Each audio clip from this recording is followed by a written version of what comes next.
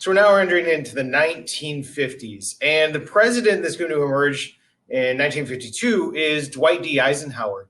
Eisenhower had been the Supreme Allied Commander during World War II. He's the guy that successfully planned Operation Overlord, D-Day, and is a war hero. And both Democrats and Republicans wanted to get him on the ticket because they knew he was incredibly popular and would probably win.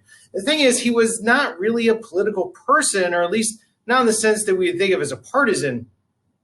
He is going to win office in 1952, partially because he promises to end the Korean conflict, partially because people were looking for kind of somebody that could guide them, that had some leadership experience, and he's going to promise what he called a middle way. He's going to keep a lot of the New Deal programs, right? So government expenses being used to help support people, but he's also going to promise to remove what he called excess or extra bureaucracy in the government that he thought was tying things up.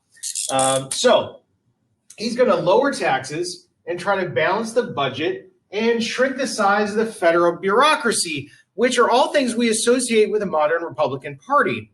Eisenhower is a Republican at this point, so this kind of makes sense. But he's also going to be very pro-union at a time where unions are thriving. And he's going to want to cut military expenses, which is interesting because he says we need to be aware of the military-industrial complex, the idea that factories want to supply things to the military and the military wants to keep buying things to keep their budget high. So he's pro-union, wants to cut military expenses, and wants to increase Social Security payments. These are things that are not associated with the Republican Party today. So you can see that parties change platform over time. Now, one of the biggest infrastructure things that he did was create the Federal Highway Defense Act. The Federal Highway Act, the Federal Aid Highway Act, whatever you want to call it. What Eisenhower does is create a system of interlocking interstate highways, like I-95, right? And is going to connect multiple states together, going to allow people and military defense to get around the country more quickly. Now, whether or not he wanted to do this for defense purposes or not, the effect that it has, this massive infrastructure expenditure, is going to stimulate the 1950s economy. And throughout the 1950s and 60s, we're going to see an economic boom, the likes of which we're not going to see again.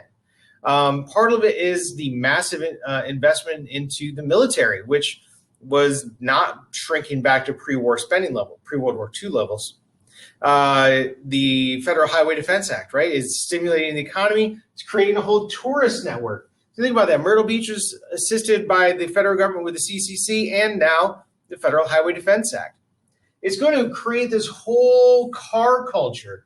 By 1955, about 90% of Americans are going to have some sort of a car.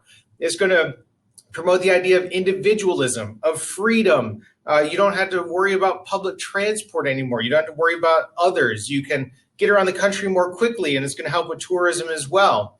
One of the unfortunate side effects when you combine the car culture with the GI Bill, well, I say unfortunate, but the GI Bill, which gave low-cost housing loans to veterans, overwhelmingly, remember, because they were fighting a segregated military, went to white middle-class people, and you by the car culture, what you're going to get is a system of suburbanization. So people are going to move into the suburbs, but the people that could take advantage of that often were the white populations of the city, and we get something referred to as white flight. So the white populations of the city now have cars, and they have loans that can build homes. They're going to move away from the cities. Now, individually, that makes a lot of sense, but the problem is that when all of the white folk left the cities, they tended to be the ones that had the higher paying jobs. So they're going to take all their tax revenue with them as well. So the white folks leave the city. The cities are left with shrinking budgets and a crumbling infrastructure. And the people that are left behind are those poor communities of color that are no longer going to have the support structures and networks that were once there to help the community thrive. So we're starting to see the modern problems of the inner city emerge, partially because of cars, the GI Bill, and suburbanization.